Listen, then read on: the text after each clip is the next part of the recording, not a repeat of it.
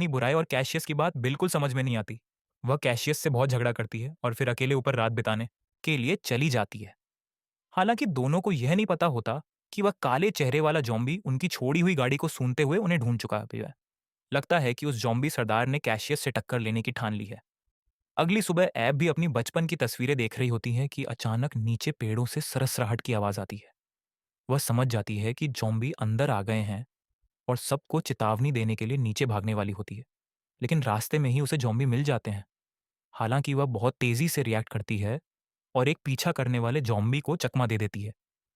लेकिन इस चक्कर में उसका संतुलन बिगड़ जाता है। तभी कैशियस फिर से प्रकट होता है और एक बार फिर उसे खतरे से बचा लेता है।